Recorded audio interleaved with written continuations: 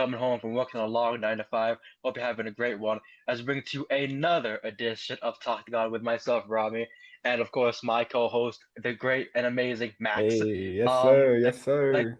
we're doing, we did some big things this past weekend with that UFC card in Mexico City. And of course now heading into, but of course this past week was massive. Not only this week with just the news we got in the last hour or two, but of course hmm last week with so many moves that are being made by the UFC and whatnot. Um, but of course, thank you to everybody who is tuning in. I'm, hmm of course, your favorable host. Oh yeah. Sorry, say 71.8 fucking percentage with, of course, you. Let's look at that. Hold on, real quickly. I do want to recap this very quickly. hmm We always talk about elite ball knowledge with Yep. the prelims. Deep bag This in right here. here. This right here was freaking proof of it. If you believe in us, if you think that we will help you out with your parlays, we might not. But for this here, for this right here, I give myself freaking more props than For anything. I'm real, very happy bro. for it. Should have And had the props seven for leg the man. parlay. Oof. Oh, honestly. And then of course, but I want to ask you this. Throughout all of these fights, which one did you like the most? Which one was your favorite? It's tough to say. I was impressed with Regina Tarnine and Ernesta Karakete. They're just scrapping the whole time. I was a fan of that. I Yeah, was, they were I going was, crazy on each other. yeah, yeah. So that was definitely a banger. I was not a fan of the Eileen Perez Chason fight. That one was just like Perez domination on the Yeah. grappling. So Chason needs to work on that. Go to a BJJ class maybe twice a week instead of once a week. Who knows?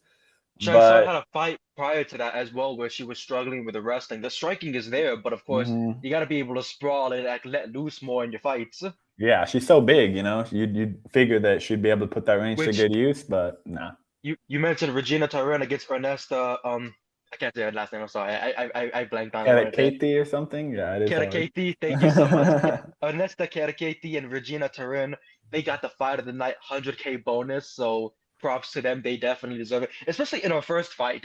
Regina Tyrone, about a couple of weeks ago, was at a WWE tryout, looking to become a mm, WWE superstar, and then she gets the call this, last week on 3 days' notice. Could you be able to fight? Says, hell yeah, I'll make shit. weight. And she killed it. 3 days notice and killed it. I got herself an hmm extra 100K on top of her, walk-in money and the guarantee. It was your guarantee and your, win purse. So, and also the performances of the night went to Emmanuel Rodriguez, of course, which we will see, I think, later on down the line. Yeah, on the main card. And of course, Lonier Cavana for his performance over Yeah, um, well deserved. Brandon Moreno. Um, Let me go back into that. Sorry about that. The But yeah, undefeated streak comes to an end, but we died. We died. As soon as Bobby Green, King Green, saw us, he was like, "Man, what the fuck is this parlay? yep. What is this streak? I'm gonna end it," which he usually does. Yeah, So, exactly, bro. For real. which is Every time you scary because count them out. every time you count him out, he's had guys who have these big streaks. There's some people who've been able to walk away with a win over King Green, but there's also those who have suffered the same fate that Zell Huber Yeah, fought. yeah. Um, That was a huge but upset. very huge upset. Yeah, like Mauricio Rufy, Patty Pimblett, Jalen Turner, those guys have been able to beat him in these attempts. Drew Dober, Islam Makshayev, some very championship Yeah, contender fighters to really big contender fighters. he's Rafael seen it Zia, all. Thiago Morales, all of those guys. But then he's been able to stop Nasrat Haqparast from his big streak. He tapped out Tony Ferguson. That broke hmm my heart. Yep. Grant Dawson got knocked out. Jim Miller at UFC 300 was like, I gotta have this fight. And Bobby Green was like, if you guys are counting me out, you're gonna be fucking Yeah. mistaken that. And went in there and went on a whole boxing fest. And now back-to-back wins, Gibson Jr., Zell Huber. King Green's still earning money and being able to, keep himself in there, plus, Yeah. earning that, big payout. Um, but of course, when we go into this main card, what was your fight of the night for this one? Whew, this one's tough, man. In terms of competitiveness, I like the Emmanuel Rodriguez one where he got dropped and then came back and got the finish in the next round. So that was a crazy performance. I was like, oh, let's see, well, are we going to see another upset? End our streak of predictions. We got 10 in a row to start, but Eminal clutched up and got that finish to end it off. So, he has a very bright future in that division. And Kevin Bojas, tough fighter, but not quite able to get the win streaks going that he needs.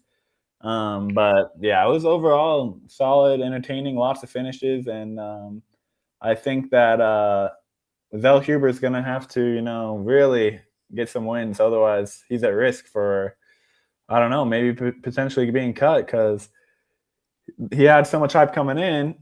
Young fighter, has some wins, gets sponsored by Monster, has the Monster energy on his shorts. So you figure, okay, they see something. All the betting has him as a massive favorite. We both pick him, thinking Bobby might be over, or King, my bad. King might be over the hill. And then Zell Huber comes out here, puts on a stinker, and King Green just basically untouched and able to box his head off and eventually get the finish. So I don't know. I'm starting to question Zell Huber, and I don't think he'll be a favorite again anytime soon. If I'm being honest. Honestly, I don't see it because this is now back-to-back losses for him. So like two people being able to really, I believe, stop that really hype train for him. He's not been able to come back in here. Like you mentioned, Emmanuel Rodriguez, he came off that Dana White Contender Series knockout win, got that contract. And I was looking at this fight, and a lot of people were going with Kevin Borjas, and I was like, I can see why, because he does have that freaking underdog mentality where he has that knockout power you can bring in. But I think the rise of Rodriguez was what everyone was putting the stock into heading into this fight, and it definitely paid off. With David Martinez and Marlon Vera, do you think that that was a fight where it went the wrong way? No, I agree with it. Typical Cheeto, not quite, having the intensity he needs to win these rounds, and then he gets upset afterwards. So I hate to see it. I'm a big fan of Cheeto, but it's tough to, be in his corner when he's putting on performances like this and then wondering why he's losing. So credit to Martinez, man. What a fighter. He's really came in hot and has not been slowed down ever since he came in the UFC. So it's time for yet another step up for Martinez after that performance, I think. And I think that the main event honestly solidified one thing, and that's, Cavana, no matter what, is going to be a big pick for everybody going into the future. Because, of course, he lost to Charles Johnson, I believe, like last year or so. He got like knocked out or choked out. Yeah, literally knocked out. In China. And now look at him. He just beat the former, like, what, 2-time or 3-time freaking flyweight champion. Because, sorry, bantamweight champion. Is it? Flyweight, yeah, flyweight. Flyweight, yeah. In these smaller weight classes, it's hard whenever, Brandon Moreno doesn't look like a flyweight. He looks like someone that could be moved up into the bantamweight and be able to take on that competition. But with Moreno, do you see him staying in the flyweights and trying to, see what other competition leads ahead of him? Or do you see him moving up weight class? Yeah, that's a good question. I wonder how he would do it at bantamweight. They do have some similar guys his size. So yeah, that's interesting to think about. Figgy fight? Yeah, exactly. Yeah, right. Bring out the freaking quintilogy, whatever that would be with 5 fights. Would it be really? Honestly, we don't know. Shit, the UFC loves that matchup, so you never know. Yeah. But yeah, I don't know with Moreno. I feel like he's just not quite been looking himself in these last few fights. I feel like he's not able to mix it up as well. He used to, really be able to mix in that wrestling really well, and lately he's just been kind of boxing only and maybe some cage holding him against the cage, but not really looking like he used to back in his prime. So I think as long as he's not able to change up that style or he's able to get back to where he once was, I don't know. I'm a little worried for our boy because I'm a huge fan of him. I mean, I picked him, but yeah, I thought it'd be too much too soon for Kavanaugh, but definitely proved me wrong and freaking pieced him up the entire fight. So we'll find out in these next few fights. Is that a matter of Moreno's being washed, or is that a matter of Kavanaugh being just that good? Because, man, he looked amazing in that fight. He turned things around by so much because, he was scheduled for a 3-round fight with Johnson. He gets knocked out, and then he goes 5 rounds with Moreno, and he shows off some of the best striking and was also taking out his leg by a huge margin. Like, there was no mobility anymore from Moreno heading into those championship rounds. That could be something that Kavanaugh could use to his advantage, heading into that, future fights. if they Yeah, do 5 round decide to hand him another experience main now. event. Hmm. Exactly, right? That 5 round experience right there is like a big sign of things to come, hopefully. Yeah, no problem But of for course, him. heading off of this,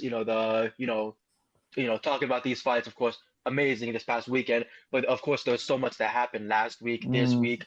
Um, Sports Illustrated just had an article right now, which of course I saw the video a couple of hours ago. Israel Adesanya blasting the UFC, saying now it feels like the limited fighting championship, and saying mm. that not being paid. It would be nice to be paid 15 million like they're paying Conor Ben Yeah, for yeah. boxing, for Zuffa Connor boxing. mid for real, dude. I'm like, Um, he's okay, but I'm like, not like this guy's even a top 20 boxer in the world, and he's getting paid like he's the greatest UFC fighter of all time, like times two. it's a shocker too because you bring in the Zuffa boxing and then the UFC promises better pay with like the UFC structure. And it's like, okay, you're giving everybody an extra 100K, giving everybody an extra 25K. But if Conor Ben, like, does what he needs to do, will he be earning 15 million per fight? If so, I feel like if you're getting a slow distance burner, boring fight where he's just jabbing his way to a decision win.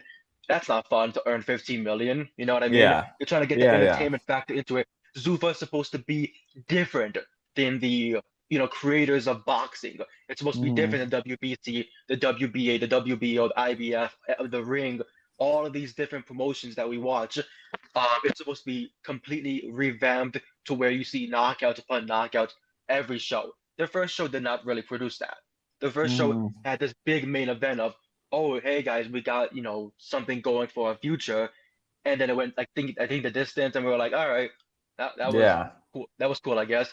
Now with the arrival of Conor Ben, if I believe he's fighting on an undercard for like one of these big time, boxing events or so, yeah, you're gonna have to really get a knockout out of that one, especially when you have a guy under Zuffa now fighting on yeah. a pay-per-view. It's not even a UFC it's not even gonna be on Paramount. They're gonna have that on DAZN or whatever. So you're having like a Zuffa guy fighting on Yeah, DAZN. it's gonna It's be pretty funny.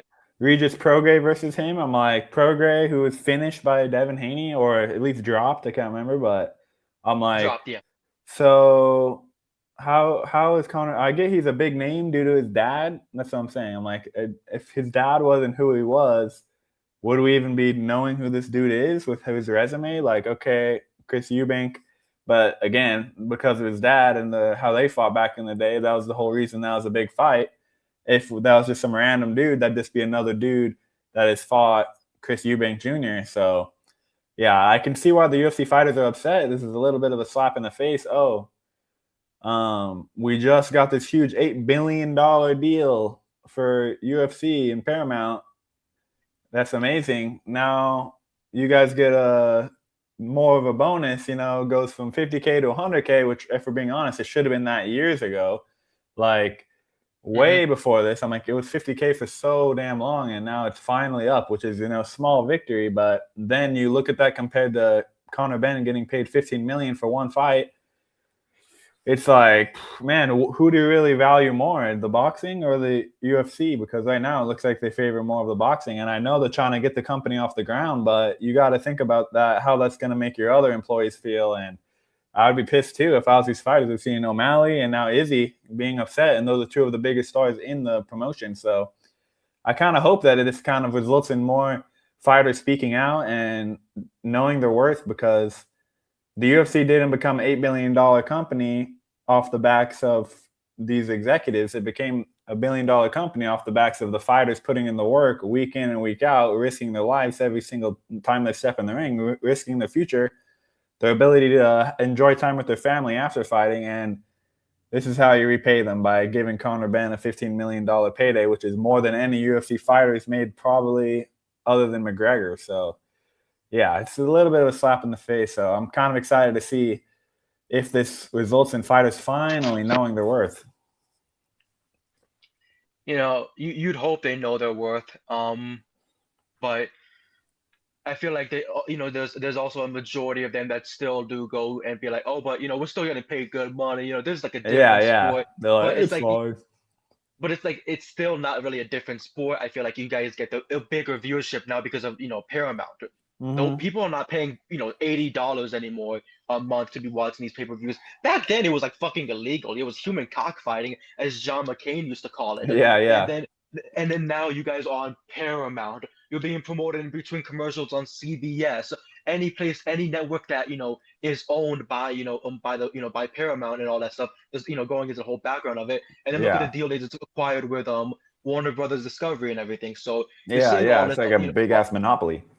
exactly, a big ass freaking monopoly, and then and then the UFC is like, yeah, isn't it beautiful? By the way, we're not even paying them close to what we pay our now new boxers for this new Mm-hmm. promotion that we've been, sorry, this new brand of boxing that we've been promoting for the last 10 years. That like Super boxing is coming. I heard that since like I think 2014, 2015. He Yeah. had been, constantly proclaiming that this is gonna be different than boxing. I'm tired of watching boxing. It makes me fall asleep. And then now I'm like, brother, that first card made me fall asleep. Yeah, So I'm yeah, like, yeah. so you're bringing in Conor Ben. If he's not hitting up freaking uppercuts like Deontay Wilder and going with this killer instinct, Mm. then you're paying him 15 million Even just to worse if he walk around. loses. For real, even Even worse. worse if he loses. Imagine he signs this big deal and then he just goes on a whole losing streak. Yeah, What is Dana White gonna say? Oh for man, real. that's the fight game. Dog, Yeah, I'm 15 like, million is ain't this the really fight the game. guy you want to put your whole company's back on? I'm like, he's good, but I mean, his best win is a weight drained Chris Eubank who had a rehydration clause, and he lost the first time he fought him. I'm like, so he's 1-1 versus a weight drained 30-plus-year-old Chris Eubank Jr. who's past his prime. So I'm like, I don't know if this is a good investment, but I guess time will tell. Dana does have, good business record track. I mean, be able to create this monopoly where there's no competition really for the UFC, and they're able to just under Hey man, lowball these PFL still have a fighters. shot. Yeah, yeah. GFL is now officially a publicly traded company. Oh, I'm like, the before they even GFL. have Oh, before they wait, even wait, wait. have a damn fucking I fight, they meant had P. publicly traded. I said PFL and I was like, oh GFL. Wait a minute. That's so Swear, no. bro. I saw that shit. They're like, we're now publicly traded. I'm like, y'all haven't even had a fight yet. How are you a publicly traded company? It's fucking rug pull. Oh my God. But speaking of like, bidding and trying to get the very best and like trying to benefiting from the, most, Tom Aspinall will be present at a Matchroom Talent Agency press conference tomorrow afternoon in London. Mm, And also Eddie Hearn will be standing alongside Tom Aspinall for his future UFC fight negotiations. I love it.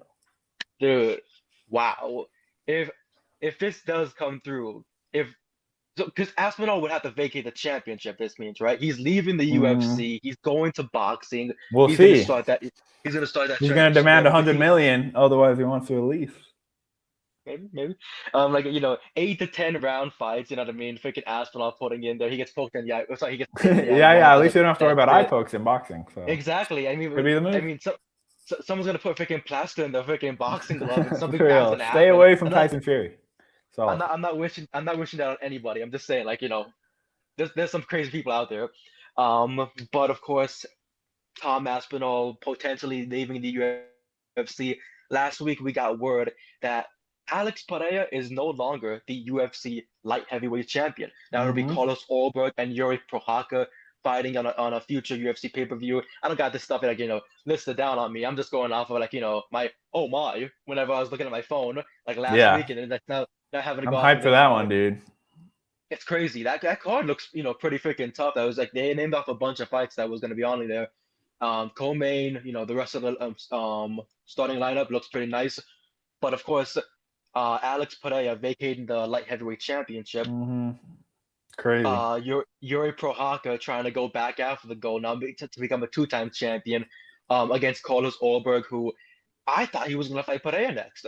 I genuinely thought that we were going to get Ulberg and Pereira, and it was going to Mm-hmm. be this big, like, bulky fight rather than like the technical, like, fight that we get between him and Roundtree, like we Yeah. had before. Because let's think about that here. Khalil Roundtree was like freaking moments away from becoming a world champion. Like that was it's Yeah. pretty nuts when you think about that. And then Imagine. Pereira goes on and kills, what's his name? Onk What, and Yuri a million times, yeah, unfortunately. yeah. Big Magomed Onk. Ankalaev. Yeah, Magomed Ankalaev. Like he destroyed him in the second round. It's like in the second fight, just torched them completely. Which is still it's crazy to think about.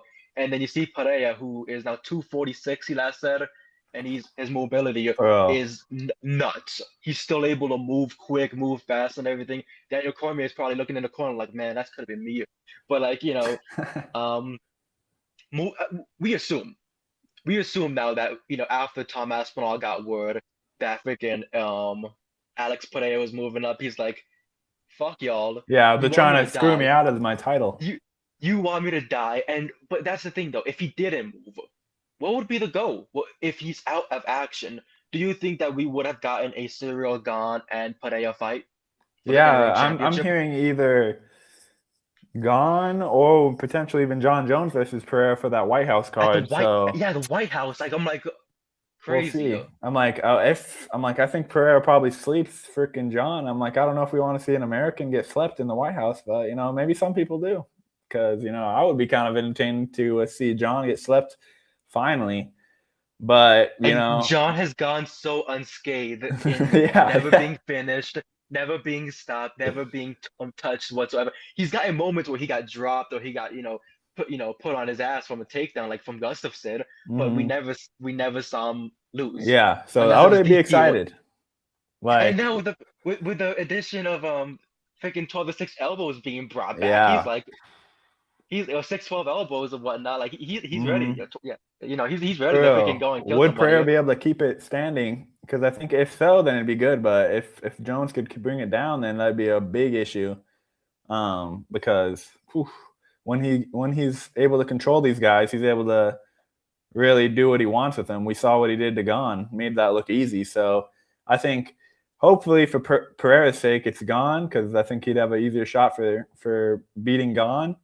But Jones is so inactive. We Because saw him fight Stipe, and I was Jones not is that an act. impressed. That's the thing. Yeah, he fought Stipe. It wasn't impressive because it was against a much older opponent and a much out of his They both prime. look so Stipe. slow. It was crazy. Exactly. The funny thing is like Stipe, like being a firefighter, taking care of his family and doing Yeah. yard work and housework, Side like questing. like exactly side questing his whole freaking year. And John Jones like, are you gonna fight me? Are you gonna fight me? Like you kind of like lured the guy from away from his job to go and do crack. Like you know what I mean? I'm not saying that mean spirited way, but For it's just real, generally the bro. truth. Like you're like, I could give you a big paycheck, so you can pay. And that's what the funny part was. Stipe was like, I'm gonna use all this money so I can pay off my freaking like the tiling in my house, my freaking and my Bro, freaking dude. I love garage and everything Stipe. like that. So Stipe is a good man. So, but John Jones, I think those freaking oblique kicks and those like the hmm damage he can really do to tear off your freaking leg Yeah. is scary. It's He's a always gonna be mean, scary as mean hell. guy in there, and So sometimes out of the ring too. if we thought that Khalil Roundtree was scary, I think that John Jones would be a nightmare for Alex Pereira, and I mean that Yeah. respectfully. Unless Yeah. Pereira He'd is have to able to keep it truly standing. Yeah. he would have to keep it standing, and he would literally have to be in the pocket with full blown without getting hit with no elbows or Yeah. some type of craziness. But of course, um, this was said yesterday. Cody Garbrandt during the UFC 326 media day revealed that he's been offered an RAF wrestling match against Sean O'Malley on April 18th. Hmm.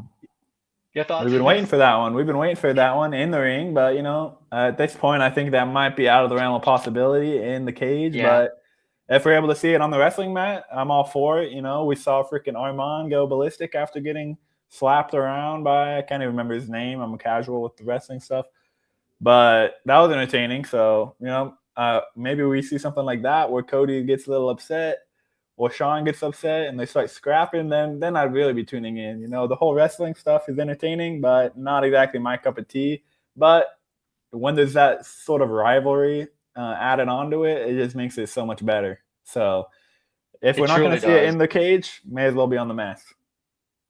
And Jurkas Duplessis mentioned to Ariel Helwani that he picked up an injury that he was supposed to fight, I believe, on the UFC 326 card.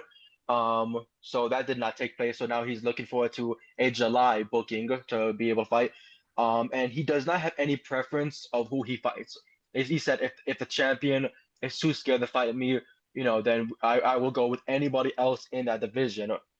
I think we should get that Nasruddin Imavov fight to really prove the number one contender there because Nasruddin has nothing booked. I don't think they're really going to be going. I feel like the UFC is going to really go for that controversy main event that they can pull out of this, and Yeah. that's probably Strickland and fucking Yeah. Hamzat. Yeah. Like, you know what I mean? They're like, you killed freaking Fluffy Hernandez, which was a massive shock to everybody freaking Yeah. watching. We did not expect that whatsoever. Even when I spoke with Royce Isaacs last week for my interview, he was like, "Dude, I didn't fucking believe it. I didn't fucking think that would actually happen." And props to him. And Yeah. you gotta give some fighting props. Oh Stupid yeah. human I being, mean, yeah. stupid human being as always. Bro, as dumb as he But is outside of the ring, he's yeah, definitely a solid fighter, and he's showing that title victory wasn't just some fluke victory. He's legit one of the best guys in the world. So we'll see. I think that him or Imavov definitely deserve that title shot next. We'll just see if Khamzat's ever going to fight again. We're waiting. He went from 5 fights in 1 year to 5 fights in 5 years. So let's get active, Khamzat. I know. Kickboxing legend Rico Van Hoven had confirmed to Errol Helwani that the UFC made him a respectable offer to fight Derek Lewis at UFC 324 in January. Ultimately, the offer he had to fight in boxing was much better against, Anthony Joshua. So I would have loved to see that fight happen Mm-hmm. because I believe we got Waldo Cortez Acosta against Lewis. So I feel like we would have had more of just a stand-up war if it came to Yeah, Rico and Derek, especially that'd be a good Derek matchup. Going into that week would have been like, man, I'm here for the performance of the night bonus. I'm here for the fight of the night bonus. I'm here for all of them. So that's the thing. For Can you real, earn both? bro. Can you earn Fight of the both, or night is it and performance? That's a good ineligible? question. I don't know. I I feel need like to they know now. like to spread it out, spread the wealth. Yeah, they're like, oh, your fight was good, but his fight was also good. I'm like, man, fuck that. For Give real, me all bro. the I'm money. like, if it's bonus worthy, give it a fucking bonus. How simple? How complex is it? UFC 328 on May 9th. Roman Kopylov will be back to fight Marco Tulio. Hmm, that's a good matchup. Good matchup, Bro, good matchup. Tulio's dangerous. Both of them are dangerous. Very, very dangerous. But Kopylov has been facing a little bit of slip-ups. You Yeah, know, he's had some tough matchups. Definitely has more experience fighting the better guys, but Tulio's one of the better guys too on the come up. So that's going to be a dangerous one. I think that'll be a finish for sure. Peter Yan tells Helwani that he is able to return full-time training next month after back surgery. Like, could you imagine? Ooh. You become world champion and you go and get back surgery. He says that he would love to fight at the White House to give him enough time. I believe it's just giving him Russian enough in the time White to, House. you know, Ooh. but the thing is, he says, however, if that is not possible, if they don't want, Russians fighting at this event, then anywhere between June and August is good for him. I believe I know why. Essentially, you're going for that whole like wait until the summertime. You just got back surgery. If the UFC Yeah, asks you to go and fight in 2 months, you're gonna be like, I feel like I'm coming in a little bit too early, and you that's a never good know what could point. happen. Sorry, you never know what could happen with that whole build up to that. Mm, Um, the for current real. UFC spring schedule for the big fights that are coming up are, of course, this weekend's Max Holloway and Charles Oliveira. Second Yes. fight, Josh Emmett versus Kevin Vallejos. Movsar Evloev versus Lerone Murphy, and I believe London. Israel Adesanya against Joe Piper in Seattle. Renato Moicano versus Chris Duncan, a very new matchup there. We finally get a championship bout for the flyweight championship. Joshua Van will be taking on Yeah. Tatsuro Taira. So very For excited. real, It's, dude. it's it's it's Another nice to dude who see was that. knocked out by Charles Johnson. For real, Charles Johnson knocking everyone out, and they seem to have the best performance after. So Johnson Yeah, is the best gatekeeper of all time, confirmed. he's the Michael Johnson, of his weight class. I feel. Literally, bro. It's the He Johnson name, I guess. or King Green. You know what I mean? Like he's just Yeah. all in that path of we're gonna stop you, motherfucker. You For real. think you want to get better? Go through me, you. So Yeah, for if you, real. and that's the thing. If you beat him, you become champion. I have to see that. The list Yeah, if of you beat him, you who's. don't become champion. But if you lose to him, you do. So, well, it's looking Oh good for man, but Kavanaugh. Yuri Prohaska against Carlos Ulberg on April 11th. Then we got in Winnipeg, Gilbert Burns versus Mike Malott. Mm, April 25th, UFC Vegas welterweight main event, Sean Brady and Joaquin Buckley. And then the last fight, of course, listed here, May 2nd, Jack Del Madalena versus Carlos Prates at UFC Perth. yeah, I like it. Nuts. Nuts main events, you just want to be able to make sure that the freaking, cards do Hmm. deliver because you got all these appetizers. You want to make sure that, by the time you get to the freaking dessert, that everything looks freaking Yeah, fine. For real, dude, 100%. I'm hyped for that Some early Izzy Pfeiffer predictions one. because early predictions, since we usually don't ever have these. This is our first actual official year going into this. We're like, you know what? Let's try something new. Besides this weekend, because we're gonna get into that a whole lot later with a fight preview. But Josh Emmett and Kevin Vallejos, do you see Emmett getting back into the title picture or Ooh, Vallejos? that's a tough one, man. I'm Yeah, rocking with exactly. Vallejos because he's just been so hot right now, and Emmett, while he always Pause. does have that, one shot knockout power, Yeah, and the to wrestling as see well. Bryce His rest. Mitchell, Yeah. but I feel like he's maybe starting to regress, and Vallejos is Oh yeah. just getting started. Especially when he So had half his face removed by Elliot Oberdia in that five yeah, rounder. oof, That was, I still don't know how he got through all of that because I was like for the real, whole dude. face He's got a the whole fucking face was chin. done. It was nuts really, and like you said, the Bryce Mitchell knockout. We could probably see something pop out like that. I don't really necessarily know. I wouldn't put money on either one of these fighters because I think you get like a very 50-50 matchup with both. Yeah, Um, for two Movsa short Everlove, kings battling it out. Movsa Everlove, and Lerone Murphy. Lerone Murphy, we saw him have that massive knockout last fight around against Mm. who was it again? I believe he's not with the It UFC was anymore. Aaron Pico, right? Aaron Pico, I believe, yeah. And Movsa Everlove finally getting back into this after he lost to what was it? Charles? Was he Who? the one who lost to? Evolov? Yeah, No, he hasn't lost yet. He just can never freaking no. fight. Who That's the issue. who did freaking Charles beat? Charles just beat My God, why am I getting the mm, name twinned? fuck yeah, that's a good question. Fuck me. Oh, Mateus Gamrot. I'm That's right. so Yeah, most I ever love Mateus Gamrot. If you look me dead in the eyes and tell me name the yeah. difference, I'll be like, I can't. It feels like the same fighter. For real, You got the bro. same dude. Decision merchant. That's what I'm saying. That's what I'm saying. Like I see a bunch of wrestling and a bunch of decisions, but of course, who do you see winning this one between? Do you see Murphy shocking the world again, Yeah, or it's a tough do one. you see Mofsa pulling a Khabib? Just because I'm anti Mosfar with his inactivity, and both these guys are, solid, Yeah, but 19 fight win streak, 19-0. His last win was over Aljamain Sterling, one of your yeah. favorite fights, I Oof. believe.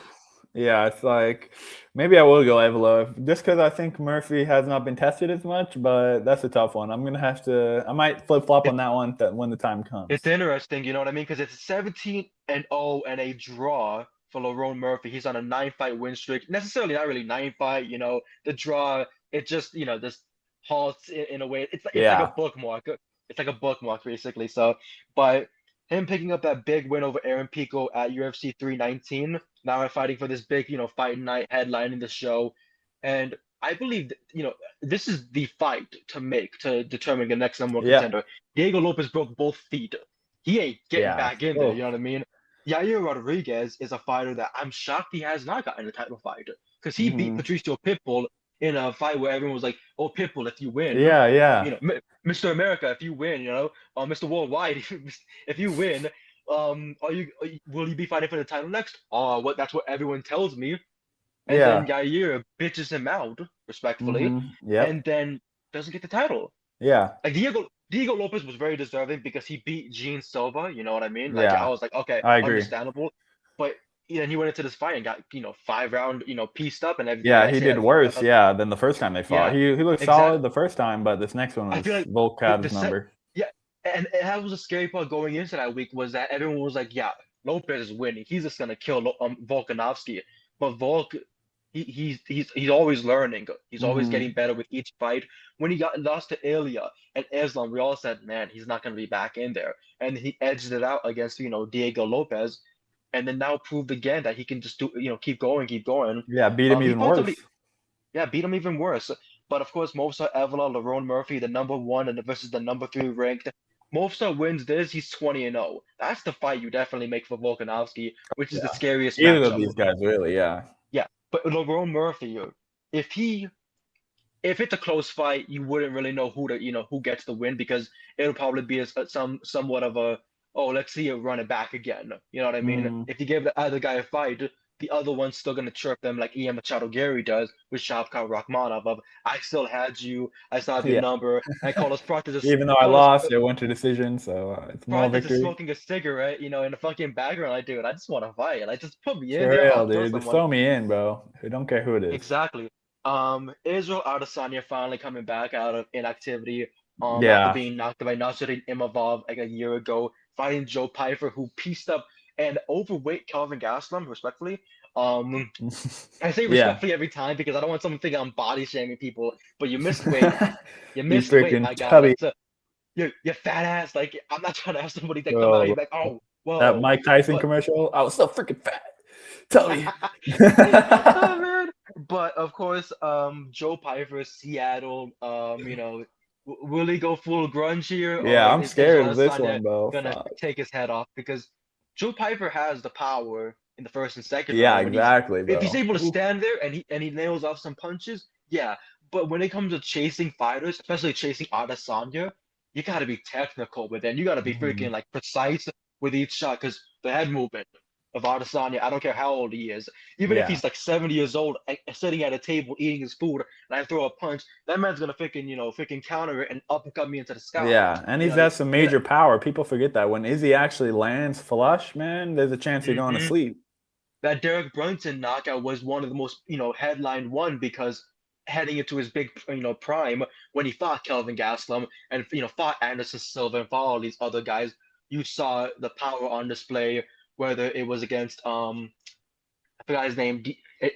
I always forget his freaking name. He's a goddamn middleweight, and he fought Adesanya, but I always forget his freaking name. Hold on, I'm gonna go there. It starts with a D, I believe. So I gotta D, freaking. He fought him no, in the main of. Hold on. not Dricus, is it? No. Oh no, it's not a freaking D. It's a B. It's Brad Tavares. I always think he has a Ah, D in his name. But yeah, Brad Tavares at the Ultimate Fighter undefeated finale. They fought each other. Performance of the night. Then he goes on a knockout Derek Brunson, fights Anderson Silva. Fight of the night right there. It was like such a yeah, flow type of fight. legendary, Kelvin Gastelum. Kelvin Gastelum, they fought each other in like a for real. Hall of Fame worthy fight, which was Yeah, crazy because we had that as a co-main event, and then our main event was Poirier and fucking Holloway. Like what a crazy night that for was. real, dude. Knocks out Robert Whitaker, boring fight with Yoel Romero, puts freaking Paulo Costa to sleep. Goes up to light heavyweight, which was a wild move because he wanted to fight John Jones so bad. But Yeah, lose to Jan Blachowicz, goes down, goes on a 3-win over Vittori, Whitaker, Cannonier, Pereira lost, Pereira win, Strickland lost, Duplessis lost, Nasruddin lost. 3-fight yeah, losing streak. This is not the good. first time in his career he's on a 3-fight losing streak after every time he loses, he usually gets back that win. The Strickland fight was a shocker. You know what I mean? We did not think that Sean Strickland would do any of the things that he did against somebody who's such a big movement fighter like Israel Adesanya. Yeah, Duplessis was a very, heated rivalry, no yeah, yeah. HBO, They're shit and talking. they was shit talking each other for freaking years of I'm more African than you are. And I'm like, what is that supposed to mean? And then Duplessis phrase cranks him and then Adesanya immediately tapped. I'm like, dog, For I real, don't believe fuck. it. I don't believe. And then Nasruddin Imavov comes in here looking, like the biggest underdog and came out as the biggest favorite. And now Imavov is right there about to become a, world champion if he can just earn that shot really. If he's just given that next shot, hell yeah, go for it. But of course, Adesanya, Joe Pyfer, early prediction. What do you think? Man, this one I'm split on. If this was Prime Izzy, I'd have no problem picking him. No problem whatsoever. Now I'm like, well, he just was knocked out in his last fight. Piper is a bit of a finishing machine, either with the submissions or the power. So I don't know, man. I'm still gonna rock with Izzy, but Yeah. not very confident. Low confident pick. I almost want to say Piper, but I want to root for Izzy just because I'm such a big fan. So we're rocking with I, Izzy. yeah. Masterclass, not getting touched, and then knocks him out. But that might be wishful thinking. You you pray it's like one of those like type of Matrix type of finishes. He Yeah, freaking yeah. backs up, gets the big Bro, shot, like the and prayer he fight. fall exactly just falls, collapses and everything. Like it's those fights that you're like cinema. But Joe Pyfer, Might be fighting like Joe Pyfer, so who Yeah, knows? for Whatever real. that means. Um, Crazy but motherfucker. truly, truly. But of course, out of that, all of those fights and everything, we are going to talk about UFC 326 because that's this upcoming weekend, Paradise, Nevada, the first pay-per-view of the March month. We had no pay-per-views really last month. I mean, besides the kickoff of the month, February 1st, I believe February 2nd it was. We had Volkanovski and Lopez, but I was like, that's not really Counts as given as January. pay-per-view. It counts as like a late January, you know what I mean? But of course, heading into UFC 326, and we talk so much about, how fighters can be going on these big win streaks and then just lose like that. And we talk about how fighters who are about to be in that RAF, wrestling could be, getting themselves back into the win column. Our featured prelim is Zayao Long against Cody Garbrandt. Cody Mm. Garbrandt, I believe, has not picked up a win in how long? He has not picked up a win since 2023 at UFC 296. His last Mm. time he was on pay-per-view was UFC 300. It's been Yeah, it's been 26 a minute for the editions. former champ. It, exactly. 2024 was the last time he was on pay-per-view.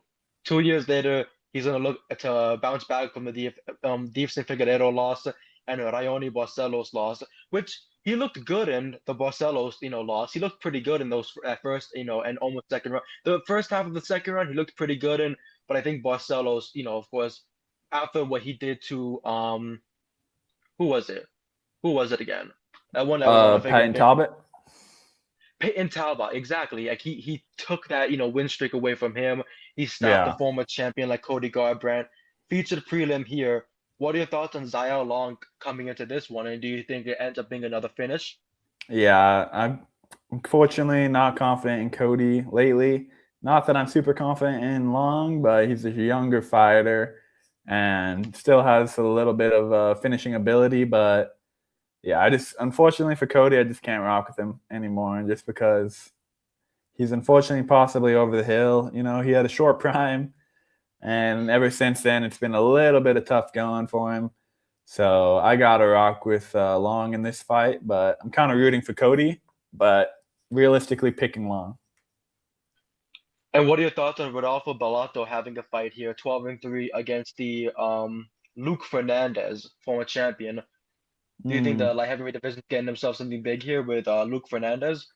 Yeah, I mean, Bellato's been a little bit inconsistent himself, so I'm probably going to have to rock with Fernandez just because Bellato's just, you never know. It's going to be a no contest, a loss, a draw, a win, but I'm I going feel with like the the only newcomer. way we can get a guaranteed no contest on a pay-per-view consists of a Zachary Reese fight. You know what I mean? Like Yeah. we need Zachary Reese fighting so we can be able to say, okay, no contest is coming because those testicles are gonna be sore. Oh, yeah. Um, Gaston Bolanos and Jiang Yang Li just got signed up this about 2 days ago to be able to be on this UFC card. They will be running at 145. Gaston bantamweight, Jiang Yang Li a featherweight. So of course trying to meet in the middle of here. So that's gonna be very exciting one to be brought back to brought into the card. But of course, there's a Ricky Turcois and Alberto Montes, the 10-1 against Ricky Turcois, who always very exciting whenever he's in there Yeah. trying to pick up a big win. Do you see him getting back into the win column? Ooh, I don't know, man. That was a tough one. I definitely am rooting for Ricky. And the Montez unproven really won the contender series fight, but we'll see. Ricky's a little bit of a tough test, but he's a little bit inconsistent and makes me question if he's going to be able to get a win here. But I'm going to rock with him for now. We'll rock with Tercios, but that one's still kind of 50-50. I might change my mind. Speaking of fight that most likely will not be 50-50, Dante Johnson versus Cody Brundage. We saw Mm. Dante Johnson, submit Cedricus Dumas, and prior to that, he won in the contender series against Darian Abbey. Heading into this one, usually, Brundage, he faces adversity, but I feel Yeah. like Dante Johnson, the 7-0 record especially, is going to be coming a guns blazing for that Yeah. performance of the night bonus. And Brundage just Um, fought. I'm like, damn, this guy had a quick Yeah, turnaround he just fought it up in January and against was Cam Norton. finished. How was he fighting? He fought Eric McConigal in that freaking loss as well. He had a draw against Mansour Abdul Malik. His last win was last year in March against Julian Marquez, which feels like so long ago because he's had 3 fights that I felt Yeah, like he's active. it's taken so much off of him. You know what I mean? Like Yeah. in a really bad way. So it's gonna be interesting to see how that goes. Main card kicks off with Gregory Rodriguez against Bruno Ferreira. We saw Bruno Ferreira fight Marvin Vittori, I believe Mm. it was. And he just fucked him up. It was bad. And then Marvin Vittori was like, "Come on, fight me," and he was like, "Dude, you're busted. What are you talking about? Like, I Mm. don't get this." But of course, Gregory Rodriguez back-to-back wins over Jack Hermanson, that big knockout we saw, and then Roman Kopylov where he just really stunned him. His last loss Yeah. was to Jared Cannonier, which went to the championship rounds. I mean, that fight night. Prior to that, Christian Leroy Duncan, Brad Tavares, Dennis Tullian, they fought prior to this, before this big win streak. He Yeah. got knocked out in the first round. Bruno Ferreira took him out there, but now it's the 18-6 against the 15-2. It's been such a long time ago that the fact that Bruno was 9-0 at that time, and now Yeah. he's grown by so much. Uh, Not really a prediction, but do you see that Gregory Rodriguez can continue this, or do you see a repeat? Do you see a Well, repeat factor? I see, as much as I like Gregory, I see a repeat just because I think Ferreira's got that perfect build where he's able to just find that chin. Or these tall guys, sometimes Yeah. you leave that chin up when you're facing these littler guys, and it was just a nasty knockout the first time they fought, and we've seen Gregory be finished afterwards. So hmm I think that this might be a It's repeat. same thing for like Bruno because he beat Gregory. He had two canceled bouts against Abdul Razak Al Hassan, and then he fought Nursultan Rizabov, got knocked down in the first minute. Yeah. For Went on where's a he at? Who's the Boa? For real, I haven't seen him yeah, forever. he beat Phil Haas, Dustin Stolfitz, and then he lost to Abus Magomedov, and then now he's on a 3-fight win streak over Armin Petrosyan armbar, Jackson McKee armbar, and then he just sunned freaking Marvin. I think the Marvin Vittori fight was like, I don't want to finish him. I just want to punish this guy for talking so much shit online because Marvin does talk a lot of shit. So when you're Yeah. like, I don't really want to finish this guy because I know he can't fight. In all the respect. So like if you're gonna freaking be in there with Marvin Vittori, that's a free punching bag, I feel. Yeah, he's But got a chin on him though, that's for sure. he definitely does. It does something for him. Speaking of fighters that we've called gatekeepers, Michael Johnson Yeah. against Drew Dober. For real, dude. The Drew Unk Dober fight. should be Drew Dober should be in modeling, but he picked up a win over Kyle Prepelich, which was because they both really needed to save themselves after that one. Manuel Hmm. Torres, Gene Silva, Renato Moicano, all picking up wins over Drew Dober, and then now he is here going against Michael Johnson, where he looks to not really go back into that losing streak because come on, Michael Johnson really just cannot be counted out no matter who you're against because now he's on a 2-fight winning streak over Athman Azatar and Daniel Zellhuber, sorry, 3-fight winning streak, and Darius Flowers as well. So Hmm. Michael Johnson suddenly being on a big winning streak, Yeah, and then at almost you 40 have years old. Crazy. exactly, and he almost fought Alexander Hernandez. He could have stopped his streak as well. Like I'm just Yeah. saying, like you really cannot put Michael Johnson against these like big time street guys because he's gonna stop the hype train if he has to. Hmm. But Drew Dober is gonna have to stop this hype train. But the comeback season, the comeback year of Michael Johnson. Um, do you see an underdog story happening here, or do you see Yeah. Whew. this the most over exasperated fight we could possibly see? For real, dude. Lots of UFC experience in between these two guys. It's tough to pick. I'm probably gonna rock with Johnson just because he's been in better form lately. And I think, throughout his whole career, I think he's probably had a little bit tougher opponents. So I think the experience in terms of fighting the best of the best will be in his side. But, man, this is definitely close to a 50-50 fight as you can get with these two guys in there. So I'm excited to see this one. Both these guys, hopefully they can get a 100K bonus for a fight of the night or something because both these guys deserve to get their bag and then retire eventually, whenever that is for them. Maybe sooner, maybe later. But both of these guys have just cemented themselves as absolute class acts and legends of the sport, and they were able to stay. There's a reason they've been in the UFC for so long. It's because they're consistent, always fighting, and always ready to fight anyone that they put in front of them. So this one's going to be a tough one. I like both these guys. So much heart from both guys. Yeah, for real. So we'll see if the Drew Dober chin gets cracked, that crimson chin of his, but I think I'm going to rock with Johnson. Man, that's not a bad pick at all. You know what I mean? And it's a very scary pick too, because you're like, okay, both of them are like, and like Michael Johnson almost took freaking Justin Gaethje to his limit in his first fight. So it's just all about how it goes going forward.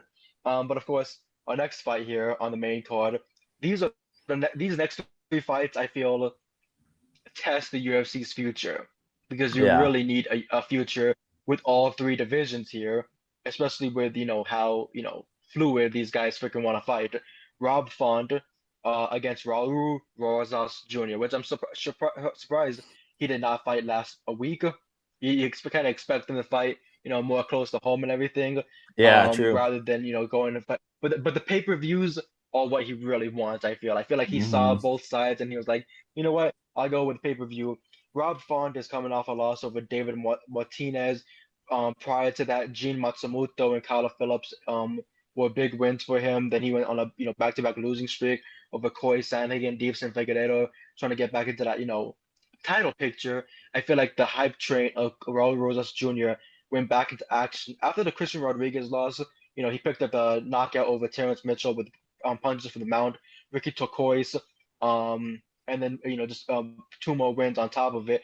He was supposed to have a grappling bout with Muhammad Mohamed, which is a funny enough thing, because it's like, could you imagine in the midst of all of these things, he's just wrestling Muhammad Mohamed and just probably beating him. I wouldn't put against it. I wouldn't say he could, but I'm saying because Muhammad Mohamed is freaking nuts. True, they bring him back.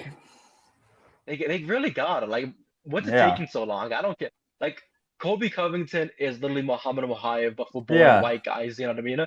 Like, give me the freaking Dagestani guy, and let me freaking take. I just don't get it for real though. They'll have all these guys on the roster that have literally like done criminal things, no big deal. But if Makayev is a little bit of a jackass on fight week, then he's cut, even though he's undefeated. I'm like, damn, bro. If they're a bum, they get stayed around. Undefeated, exactly, undefeated, and they're like, we don't really need you here. And then other guys Muhammad has to freaking rob a bank and fucking like blow up. For real, dude. I'm like, go take out a pregnant lady while driving. Be like, okay, do I get the title shot? Exactly, you know what I mean? Like he's gonna do all these horrible things to earn a shot. But of course, Rob Font, Raul Rosas Jr., Rob Font can really stop the hype train here. He really could. Like, this is the biggest test by far. Raul Rosas Jr. struggles with a few things, and that's sometimes the stand-up. You know what I mean? The stand-up can be sometimes crazy good, or he can really be out-wrestled by somebody who just has that, level high, a big level degree over him. Rosas Jr., coming into this one, the last time he was on pay-per-view was at UFC 306, O'Malley and DeWallace Riley, I believe, from 2024. That was the first fight that they had. So it's been a minute since he's been on pay-per-view. Prior to that, he was on a Pereira Adesanya second fight pay-per-view where he had that loss. So 3 pay-per-views in 5 years. I feel like he really wants to get back onto that win picture. And you really got to have that boxing being crisp, because he's freaking shopping at Doshi and Cabana and everything like that. So he's trying. He's spending all of his money before he can do anything. And so now he has to fight all these more times. Raul Rosas Jr., Rob Font, who do you see picking up that win there? Yeah, this is such a tough one to pick, but just because Rosas Jr. has not really been tested much, it's like he had that loss with Christian Rodriguez, and then it's like hasn't really fought too much, fights where he's, realistically 50-50 fight, you know what I'm saying? So I'm going to rock with him, but very low confidence, because Rob Font is one of those dudes who we saw it recently with Gene Matsumoto, young guy coming in, lots of potential, and then Rob Font just outboxes him and gets the win. And we've seen him defeat Kyler Phillips as well, less young, but it was on a come up.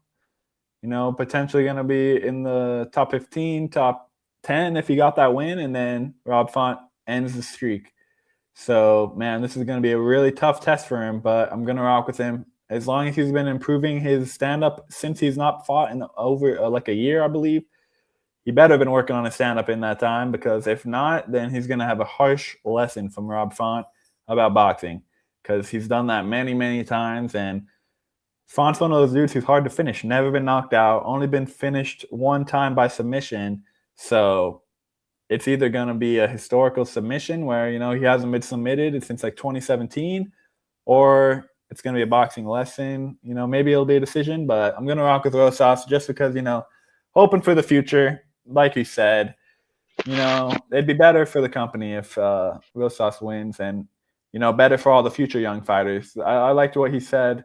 Rosas Jr. said on the Contender Series when he was 17, he said, I have to win, because if I don't win, then they're not going to give any young guys a chance, because I showed them that if yours is too young, not ready for the big league. So it's going to be a huge step. Rosas has been around for a little bit now, but still only 21 years old. So we'll see if he can take a freaking full-grown man, freaking 40-year-old, almost 40, Rob Font. So it's going to be crazy. But I'm rocking Rosas just because, I hope he wins, honestly. For sure, for sure. Sorry if I was zoning off a bit over there. I was seeing that this game is 6-1 between the Dodgers and Reds. Reds are 6-1 right now, and then I looked up right now. I just saw back-to-back. I just saw back-to-back home runs from the Dodgers. So now it's a 3-6 game. So that's what we do. So I'm like, what the hell just happened? I legit was like, what the fuck is this? Are they playing MLB The Show on Rookie or whatever? But our next fight, amazing, amazing what you said right there. It truly, if Raul Rosas Jr. does not come out and perform at his best, is excellent, then a lot of these younger guys who are really showing this, so these prospects, these 16, 17-year-olds who are training to win that at their 18, that they can sign with the UFC if they show enough credibility. Raul Rosas Jr. is really paving that way for them. Our co-main event is a fight that two guys who've paved their way in their own type of path, but of course trying to get out of that loss column, because they're facing some big losses where it exposed something of them. So now heading into this fight, it's all about, did you tweak it? Did you fix the puzzle? Caio Baralo was coming off a loss over Nasruddin Imavov, which really was not good. You know what I mean? It was not a good performance from him. It did not look crisp. He looked scared in there. He looked like he did not want to be in there with Nasruddin Imavov. And Imavov could wrestle you, or he could strike you, and he was doing both like nothing. But of course, René the Ritter had a weird showing, because you go from choking out all these guys, you go from piecing up Robert Whitaker and everything, to being completely outclassed by Anthony Fluffy Hernandez, who then gets destroyed by Sean Strickland. It's like this division does not really know where they're going with this, because now we're like, okay, we had contenders like René the Ritter, who could have gone and wrestled Hamzat Chimaev, or Caio Baralo, who could have gone and freaking outstruck someone like Israel Adesanya, and now it's completely changed.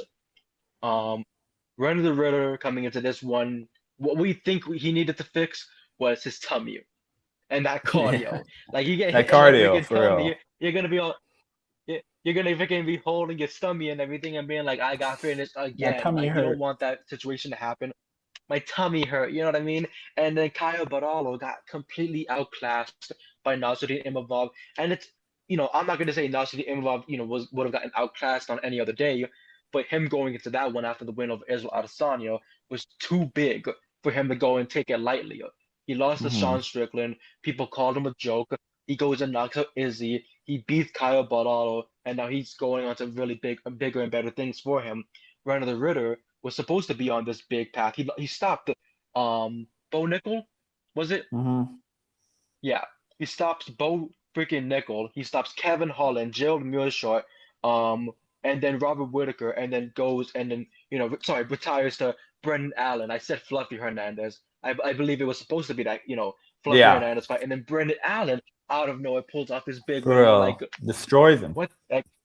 Like what the hell is going on? I picked RDR, and Allen really cooked his ass. Me too. And I remember we were both heading into that one. We're confident. Brendan Allen's gonna get cooked. And every time we think this with the middleweights, Sean Strickland's gonna get cooked. Brendan Allen's gonna get cooked, and they're like, nah, fuck Nah, you. bro. I'll be So, doing the coaching. just that situation.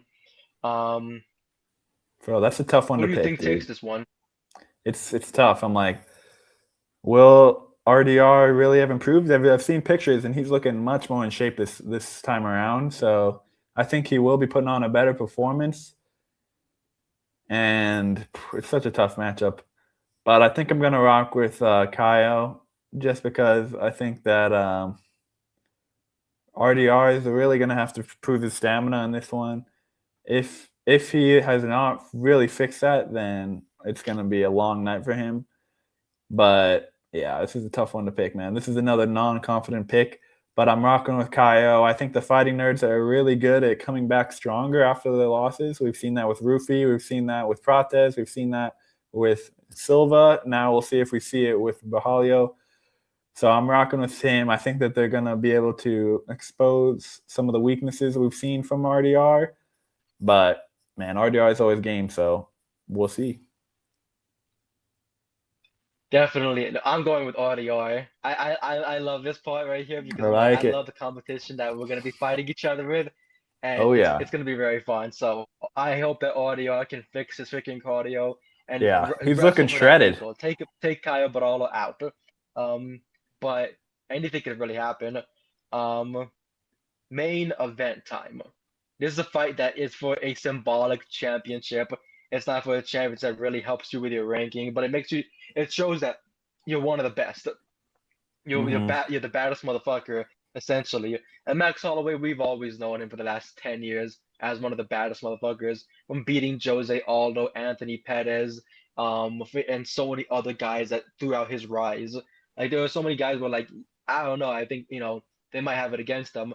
Or they were proclaimed as self-proclaimed best boxers in the UFC, like Yep. Calvin Kattar would say. And then he got pieced up in the Apex. But then there's Charles Oliveira, who they fought each other. They fought each Mm-hmm. other, when they first, made their rise to the UFC, and it ended up being a big knockout loss. Shoulder, neck and shoulder injury for Charles Oliveira in 2015. Miles Mm-hmm. Jury win, then he lost to Perez, Ricardo Lamas, Will Brooks, he beat Paul Felder, he lost to.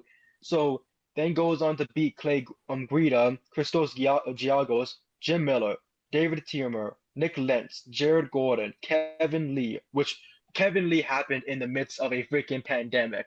Like we literally had the Mm-hmm. arena shut down and they had a fight in Brazil in that big ass arena with nobody in there. Like Bro, it was that's nuts. fucked. Then Bro, Kevin Lee back in his prime, beat man. That Tony was a tough Ferguson, fight. right? Beat Michael Chandler, beat Poirier, beat Gaethje, lose to Islam in a shocking way, and then it's been like a weird, roller coaster because Mm-hmm. he beat the Benil Dariush but lost to Armin. He beat Michael Chandler but lost to Ilya. He beat Mateus Gamrot. Will he beat Max Holloway? He needs to get back on that back-to-back win column, and the last time he did that was against Paul Felder in 2017. Then he went on to beat Clay Guida and Christos Giagos. And I'm gonna say Christos Giagos is a Max Holloway twin, but he has not seen a back-to-back win in freaking in quite some time. Mm-hmm. Max Holloway coming into this one, we saw him get his face taken off by Ilya Topuria, of course, Yeah. but of course Happens to everyone, He beat apparently. Dustin Poirier in his retirement. Yeah, he beat Dustin Poirier in his retirement fight. Prior to that, he knocked out Gaethje at the last second. Shane Sung Jung, he retired him. Arnold Allen, he stopped that, the undefeated streak of Allen. And then, prior to the, Volkanovski loss and everything like that. Heading into this fight, do you see another showcasing a masterclass performance from Max Holloway, or do you see it being a much different, performance Charles Oliveira do Bronx way? Yeah, I definitely think this will be a really big difference from the first fight. I think it'll go longer for sure. Um, I'm still gonna pick Max. Maybe just because we have the same name. But I think that he's just had a little bit better form lately. I mean, the Gaethje KO, and meanwhile Gaethje's still looking, pretty solid in his fights. And then the Poirier finish. I mean, the Poirier fight was just nasty, and I was glad that went a little longer than it did. I was scared that it was about to be a finish right in the first round after he dropped him, but Poirier was able to make it to the end. Yeah. But yeah, it's so tough, man. This fight is really 50-50 for me. Is Charles going to be able to get that sub? Max hasn't really fought many guys on the level of danger on the ground that Oliveira is going to present. It's like, even looking at this, it's like, when was the last time he even fought someone with a submission threat? It's like Brian Ortega maybe, but it's tough, man. We'll see if he's able to avoid getting subbed out in the middle of the fight. Yeah, for real. Yeah. I don't think it'll be like that. So I think I almost want to pick Oliveira, but I'm rocking with Holloway. I think he's been in a little bit better form lately, even though Oliveira's been in amazing form too, even though he's had some losses. Both these guys have just been fighting the best of the best for so damn long. It's like, even if they take a loss, it's because they're fighting one of the best guys in the entire world. So no shame in having a loss every once in a while.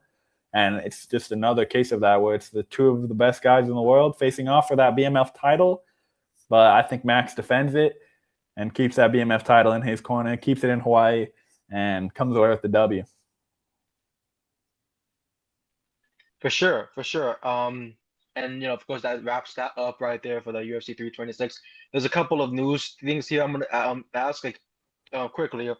Ilya Portia says that he has fight news coming soon. Who do you think he takes on? Do you think that? Well, I guess really it'd have to be what, like, Gaethje, because he has the interim belt, or what? Interim title fight. Or is he gonna move up? Like, move up to fight Islam? Unless he vacate. Yeah, that's what I'm saying. Like, could he vacate the title? That'd be exciting. Arman Sorikan and Georgia Polas will run it back in a submission-only grappling match in Brazil on March 11 after they came to blows after they were wrestling whatnot or whatever last week or 2 weeks ago, whatever Lots it was. Of slapping. So slap fight.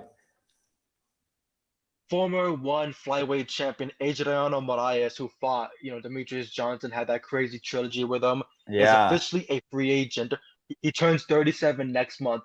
Do you see him ending up on the UFC's radar? Yes. I hope so. Yeah, right. I mean, as long as they can get him on a good deal, which I bet they will, knowing the UFC, they're the best option. And there's not a whole lot of other options. Maybe he goes to Ryzen or PFL or something, but I think that, if he's not going to be in one, then the next best thing is the UFC for sure, or the best thing, really. So that'll be very interesting, because that guy, even though he's a little old, he's still really dangerous. And I mean, if you have a win over Mighty Mouse, then you're as legit as you can get in my book, really. So I'd love to see him in the UFC. I think that'd be a great addition. And he's what, a 135er, I think. I think he's bantamweight. So, that division's already stacked as is. So he can move between flyweight, bantamweight, but I believe he's gonna want to stay bantamweight because to keep that strength and everything. And you're turning 37. You're not trying to drop more freaking weight as is. Yeah, very true. You're just trying to enjoy yourself. Especially the bantamweight division is exciting. There's a lot of fights that he can take on. Parker said that his first child is due on April 13th or 15th, depending on one of those two dates.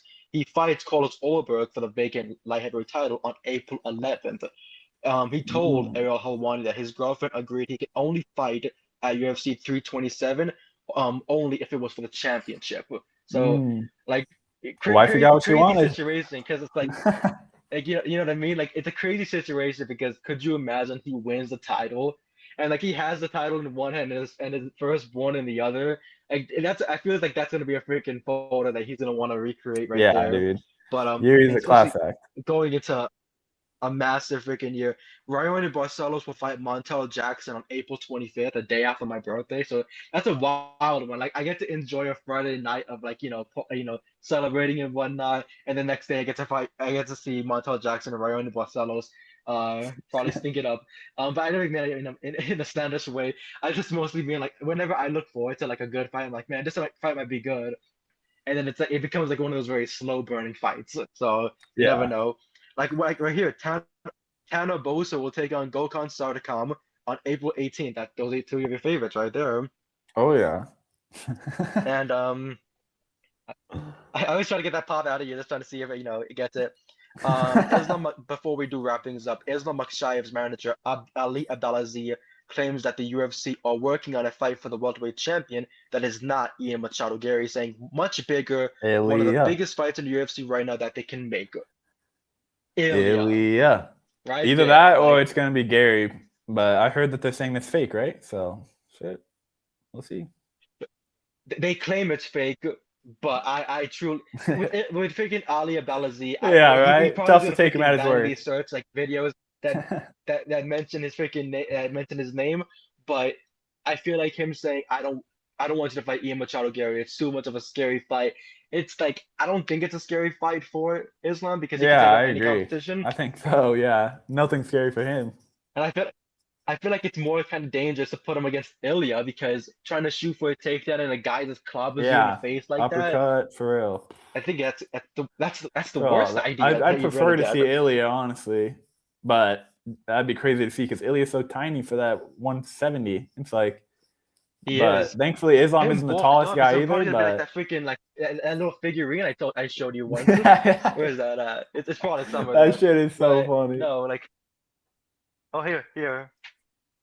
Yeah, This like is a welterweight this Ilya. is welterweight freaking right here. Welterweight Ilya. Like there's no way around it. That man's thicker than a freaking box of For cereal. real, bro. But Dude, I'd like to see it.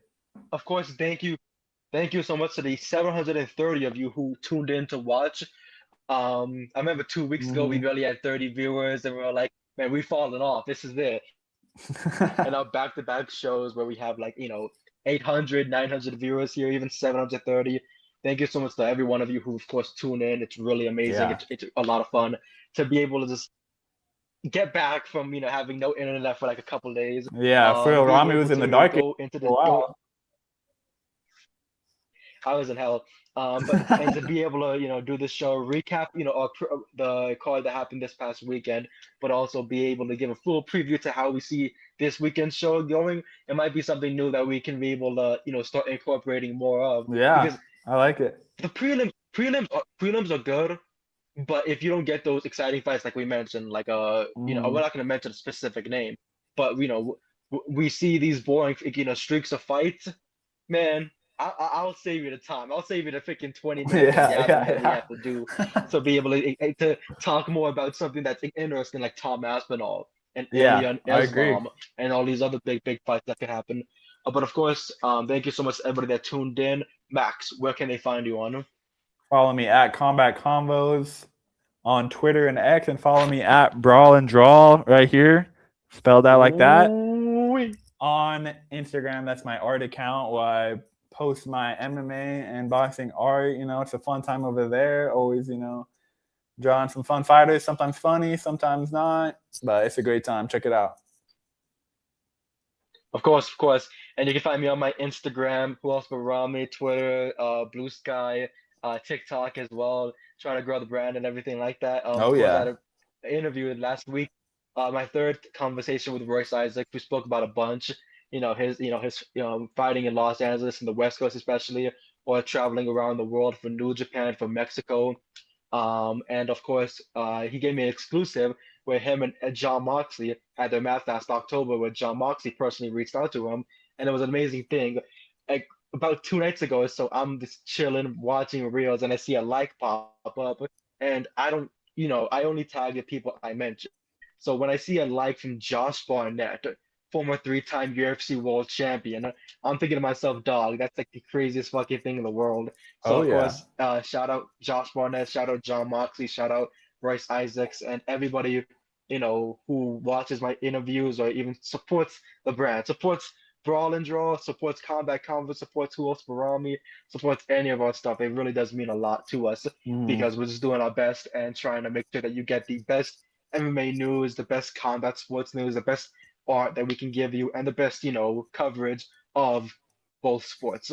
So thank you so much to everybody that does tune in. It really does mean a lot to have your trust and the confidence to be able to do this. But of course, thank you so much to everybody that tuned in. We will see you next time. The hour and Yeah, 15 minutes was fun to spend. But of oh course, yeah. I'm gonna go and yell something at somebody. probably at Max. Whoa. He still owes me a boxing match on Undisputed. But of Yeah. course, we will see how that happens later on this week or so. But of course, thank you for another edition of for tuning into another edition of Talktagon with myself, Rami and Max. This is episode 44. We will see you for episode 45, and we will see who will be the UFC baddest motherfucker. I almost said bantamweight. It basically is bantamweight. Let's just go with that. Who will be the bantamweight champion? We'll have to switch up the whole thing. But of course, thank you. We will see you next time.